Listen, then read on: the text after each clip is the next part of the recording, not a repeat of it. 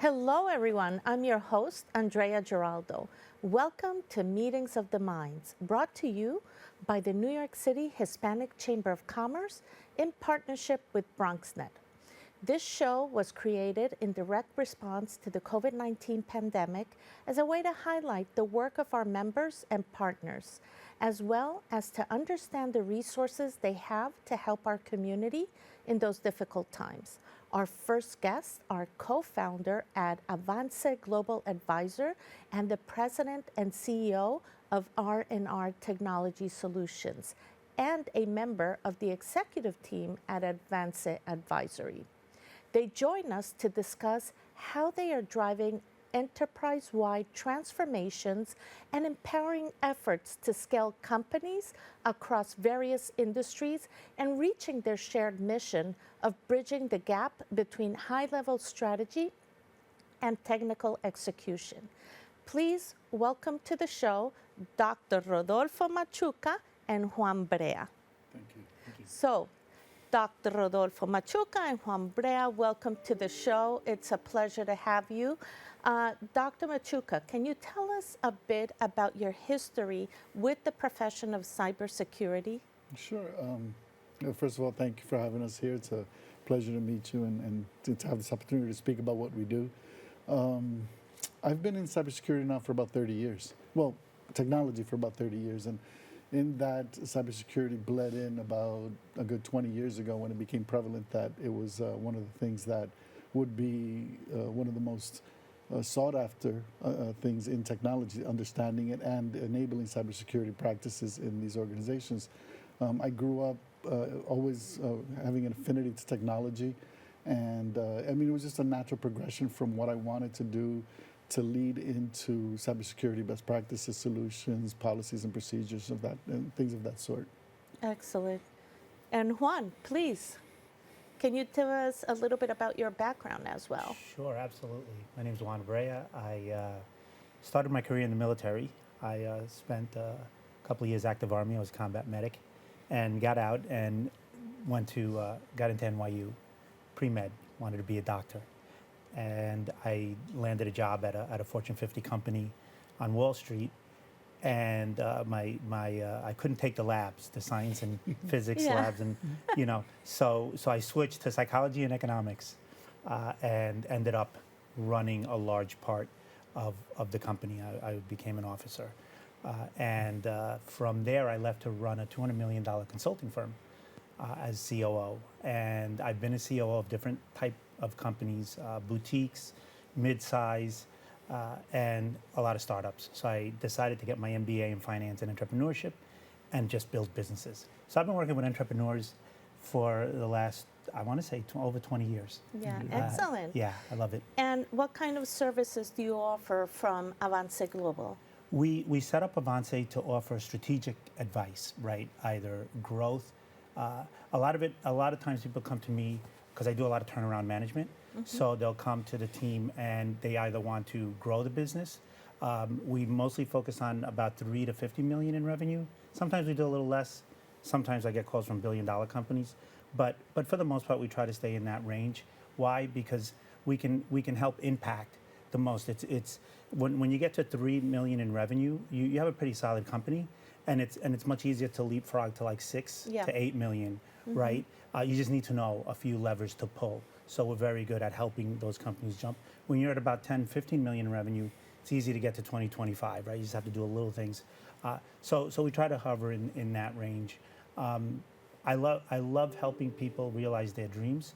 The team loves that. We have great discussion. Sometimes it's technology, right? The tech stack, right? A lot of times, and I don't want to steal Rudy's thunder because he's going to talk a little bit more on the tech side later. So sometimes it's the tech stack. Sometimes it's the people, the talent. What kind of talent do you have? Is the talent aligned, right, with what you're trying to achieve? If it's not, then how do we tweak? I'm not saying lay off. I'm saying how do we move the talent around to get them in the right places so that your business can leapfrog? Right. So there are a lot of times there's 5 or 6 different things you can do, and you see enormous improvement. Excellent, excellent. But I'm curious to hear about how this partnership, relationship came about. So it's an amazing story.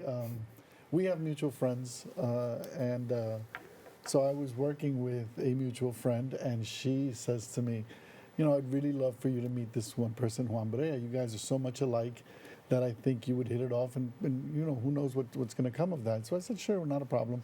So she invited us to lunch, and you know, we're having lunch and we're talking, and then all of a sudden we realize not only are our families from the same region in the Dominican Republic, which probably makes us cousins. That's Yeah. what we say all the time. Small But, world. small Primo. world. From the DR to New York. From the DR to New York, but also we've worked with the same people that he worked with at previous companies. I worked with, you know, 20 years after he did. So it was just this, I don't know, it was just like this thing that just happened. And then Kismet. it was kismet, basically. And we, you know, we started having conversations about technology, about his operations and how we could do these things together. And then, you know, I have a very, very big passion for paying things forward. I like to help and I want to give back. And I realized that, you know, and again, I'm going to put him on the spot, but as my mentor, he has that same passion. So it was just, it was perfect. It was a perfect unity for business and friendship. Very nice, very nice. And how do you marry those services from finance, technology? That's you. No, because I learned this from him. You never start with technology. Yes. And then It's never the tech. And when I first said that to him, Rudy looks at me. He's like, What are you talking about? It's always What do you mean it's technology. not? It's always tech. The world starts with tech. Who knew, right? Because you have to look at the processes and the systems and what the outcomes are. So that's why I always start with, okay, what are you trying to achieve? And I don't care if you're a startup or if you're a $100 million business. What are you trying to accomplish, right? Because you're speaking to us because you're trying to accomplish something. Let's start there, right? And then let's peel back the onion, right?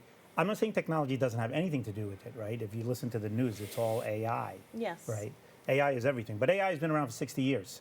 So it's not all AI, right? Because it's been around for a long time. It's more in our homes now. It's more in our Yeah. homes. More You got to do a little accessible. bit more, right? Yeah. Where our lives hopefully will become better because of this tech. It remains to be seen. And perhaps most of the population goes as far as ChatGPT, Goes as far as yeah. Exactly. Yeah. right? You know, please summarize this meeting notes, Yes. right? That's about as far as you get, right? So it's to me, it's never the tech. It's always what are you trying to accomplish? How are you doing it now? Can the process be improved? And then let's look at the tech stack, Right. right? And that's usually the conversation that I like to talk about. And literally yesterday, I was with a company, $1 billion energy company, that they called me up. My friend's he was the CFO, and now he's the chief commercial officer of that company. And I said, oh, let's have a meeting. I'll see if I can help you, right? 'Cause that's what I always say. Maybe I can help, maybe I can't. Well, let's have a conversation, a dialogue. And when we started the conversation, it was about the data, and there's something wrong with the data, right? Which you always hear on the tech side, right? It's The data, always the it's the data. The technology, like it's not the data, right? But when we ended the conversation with the COO of the company, we realized, well, what is it that you're trying to accomplish? Why does the CFO not feel comfortable with the data that he's receiving? Like, is the lexicon proper across all they have like 6 different businesses? Is the lexicon proper? So is profit, what you're calling profit in Division A, the same as what you're calling profit in Division B? And they were like, wow, right? Because they're not, right? So profit in one area is not the same as profit in the other. Exactly. So you don't have a technology issue. You may not even have a data issue. You have a lexicon issue. So let's get the lexicon across the organization for the CFO who's up here, right? Correct. And then maybe we could start looking at the data and the tech data and governance where's how the we data can coming implement from. Yeah. the proper technology to push that Yeah, forward. so that was more of a data governance issue, right? But it may not even be a data governance issue. It will eventually be a data governance issue, but let's make sure that the lexicon is proper across. Interesting. And that's a very different conversation. They were looking for a program manager, right? And I'm like, They well, thought they were. They thought they were, Yeah. right? And I'm like, well, that's not us, right? Yeah. Because I'm not going to go in and program manage your data governance project, right? But I'm going to go in there and help you, right, streamline your operation across the multiple divisions. That we can help you do with your own people, right? So it's just a very different approach to how we do business. Excellent. Yeah. And you mentioned AI, and I know we joked here a little bit about that, but Dr. Machuca, from your experience and the wealth of knowledge you have in technology, how do you help nonprofits or mid-sized companies implement AI in their processes or systems? What? That's actually a great question. A lot of nonprofits are currently losing money because they're not implementing AI or they're implementing it incorrectly. Several companies, what they'll do is they will buy into the ChatGPTs and the Claudes and the Geminis and the Copilots and every other Guilty. toolkit and every other company or toolkit that's being offered, and they will have 5 or 6 versions of the same tool, and they're not using them correctly. Right? They may be good with one, but they're one department or finance will want one thing, marketing will want another, when really, in true essence, one application can do it all. So there's the lack of education and understanding what AI truly is, right? So what I do for nonprofits is I walk in and first of all, I do an analysis of what their environment is. And then I look at what applications they're actually using and how they're using them. And then in doing so, you can formulate a bigger picture of what it is that they want. Again, it goes back to what do you want to accomplish and how are you using this tool? And a lot of them are just using it incorrectly. Furthermore, there's a lot of nonprofits fail to realize that these AI tools or these AI applications could be free for them. So they'll opt to buy in. Oh, I want to buy this package or I want to buy that package. When in reality, the free version or the a simplified version of that tool will do what they want them to do. A lot of them, again, they want to work their finance numbers and they want to work their IT, they want to work their knowledge base. They want to do all this stuff, but they don't take the time to educate themselves or educate the user. And that's where, literally that's where it breaks. And then you get frustrated users, you get frustrated people, and what a lot of nonprofits can't afford is a loss of reputation. Forget about money. They can't afford to lose reputation. They can. Because if they use the wrong tool and input the wrong information and it goes out to the world, it's over. Yes. So that's where I come in and I try to educate them. And again, just not to beat a dead horse, but it's usually not the technology. Yeah. It's usually not the technology. Like we were talking to a nonprofit, rather large nonprofit, and when we got to the crux of it is help us bring AI into the organization. Exactly. That's what we got called in for, right? As we sat at a table with the leadership, right, and a couple of the tech folks, it became very apparent that it wasn't an AI technology issue. They had processes that were over 30 years old, right? Before they had computers, right? They had people training people that had left that were trained by somebody that implemented the system 30 years ago, then it just passed on, right? But those systems, I said, well, was those systems upgraded? Yeah, there's been like 10 upgrades, right? Well, they're teaching on the guy that learned the system 30 years ago, right? So there's all this, again, there's all these processes that are just old. You know? Excellent, Yeah. excellent. But before we go, and thank you for that, I did want to hear like your top recommendations. They say we have youth listening into the show, and you know everyone's very excited about AI, technology, entrepreneurship, consultancy, finance. What advice would you give youth right now to proceed on a path of education that would lead them to your careers? Well, in the technology, briefly in the technology world, it would be great if they started at the high school level, attaining certifications, and then so that they walk into academia universities already with the knowledge, already with the understanding and certification, so they can work if they need to while they study and push their degrees forward. To get as far as I did with the doctorate, you really have to have a passion for it, which I did. I want to teach. I've paid it forward. I want to write books. I've written articles. And this is all because of my initial love of wanting to figure out technology and how things work. But my advice for the next generation, while you're in high school, get certified, go into college, get that degree because it does matter. It will open doors for you, and the certifications will get you paid. Excellent. And Juan? Passion. I just think whatever it is that you do or want to do, have a passion around it. Do it because you want to do it, and everything else follows. Excellent, excellent. So passion and certifications at an early age. You don't have to wait for college, people. You hear that? You can start getting certified today. So once again, for more on Juan Brea and Dr. Rodolfo Machuca, please, to learn what they're doing, please visit their websites at rrtechnologysolutions.com and Global Avance globalavance.com. So globalavance.com. You can also connect with their organizations on LinkedIn at Avance Global Advisors and R&R Tech. So don't go anywhere. We'll be right back with more on Meetings on the Minds.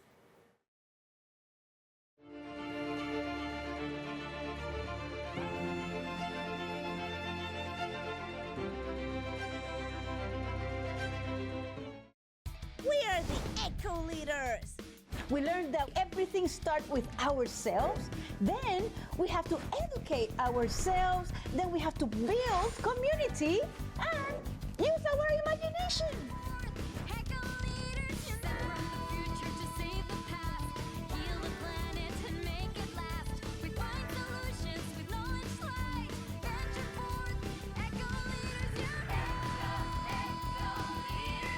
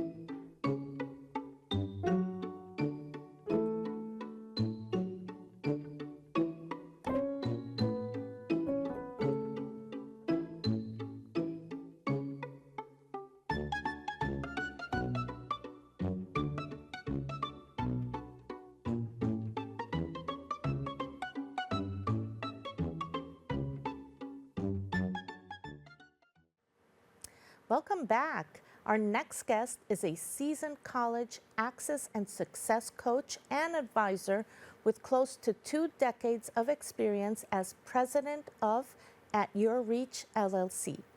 He sits down with us to speak about the work that he is doing and how he is empowering families from underserved communities and to spotlight his guidelines on effective financial, academic, and career planning for youth with aspirations of obtaining a college education. So please welcome to the show, Carlos Ampuero.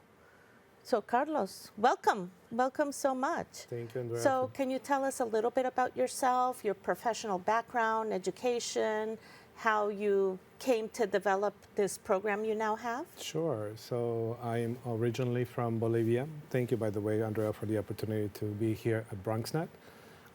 Originally from Bolivia, migrated several years ago, and I had gotten into the industry of education, working for colleges, high schools, middle schools, elementary schools, and came to the realization that there is such a huge gap of information that never reaches the people that most need it, underserved communities.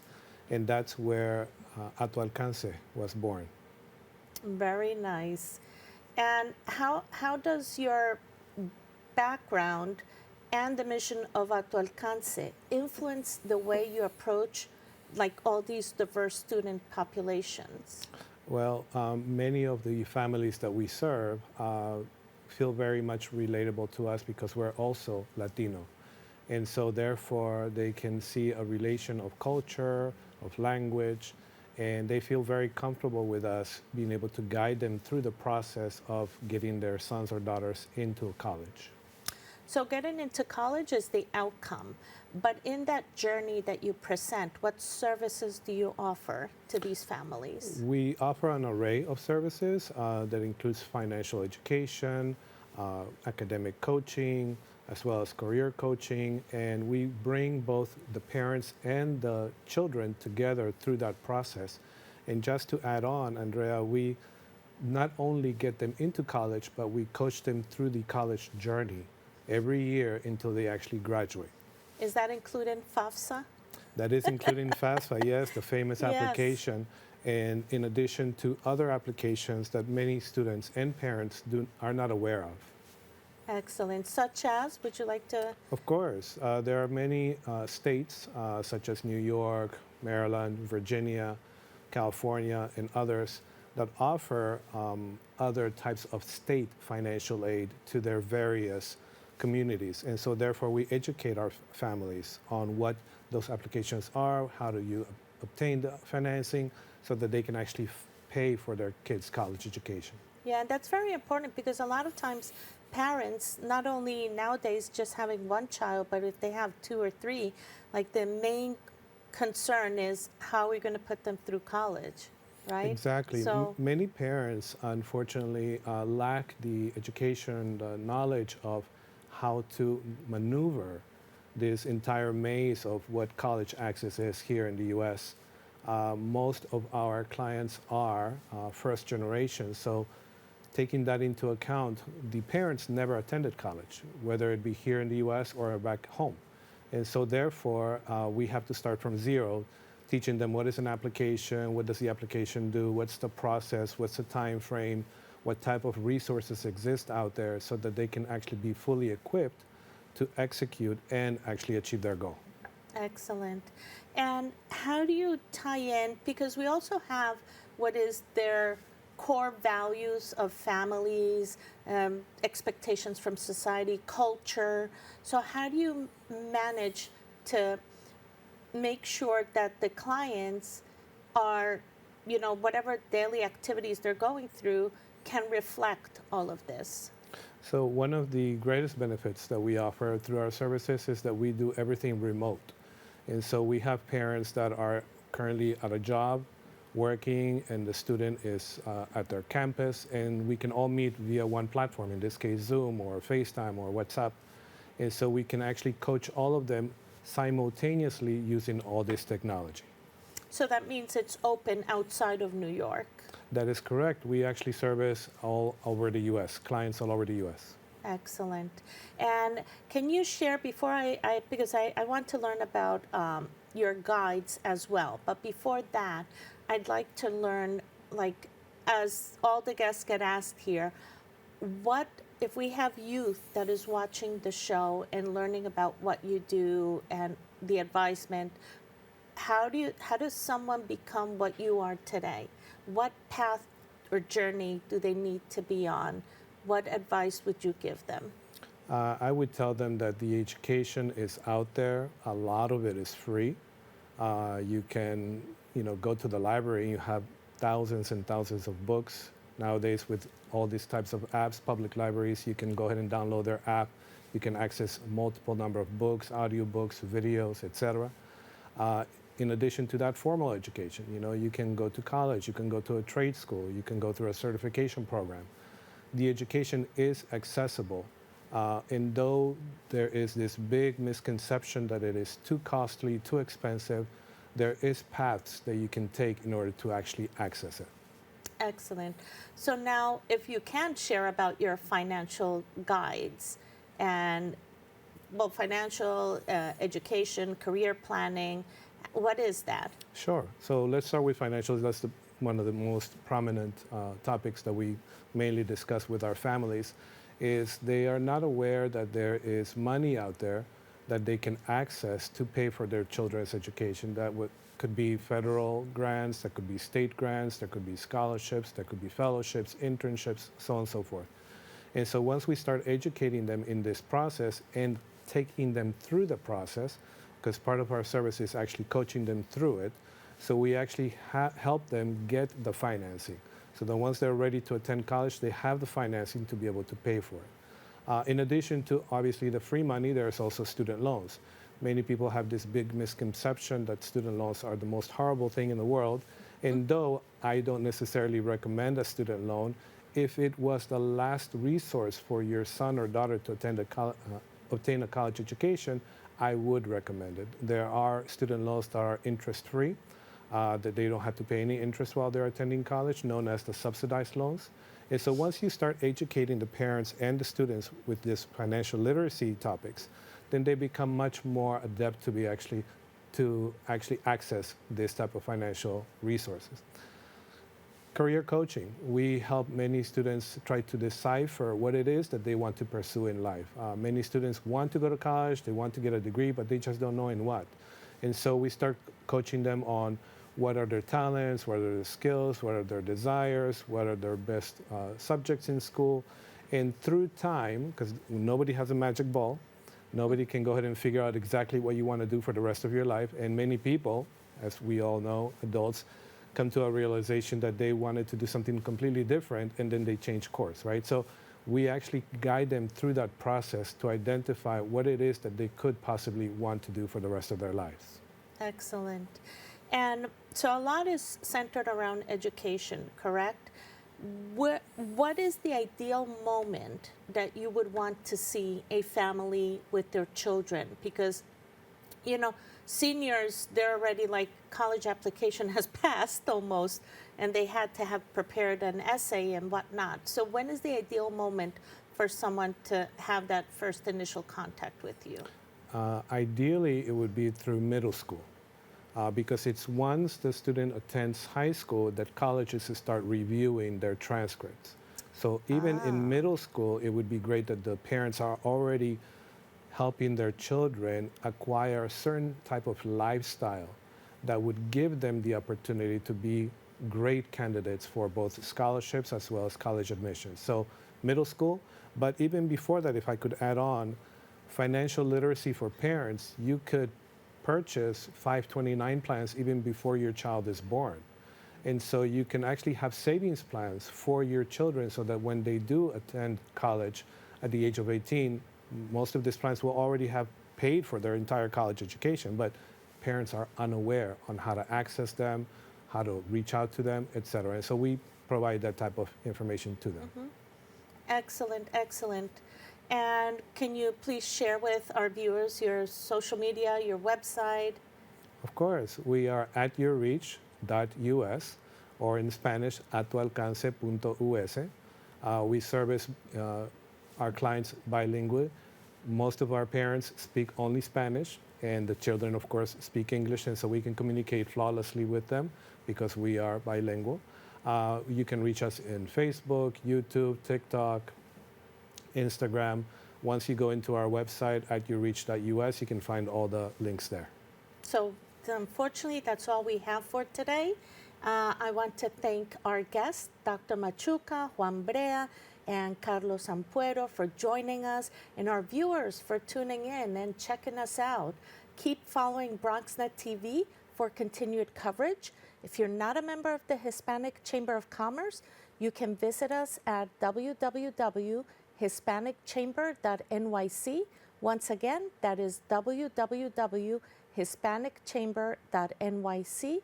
You can also engage with us on LinkedIn at New York City Hispanic Chamber of Commerce, all spelled out. And I'll see you next time for another episode of Meetings of the Minds in partnership with Bronxnet. See you next time. Ciao, ciao.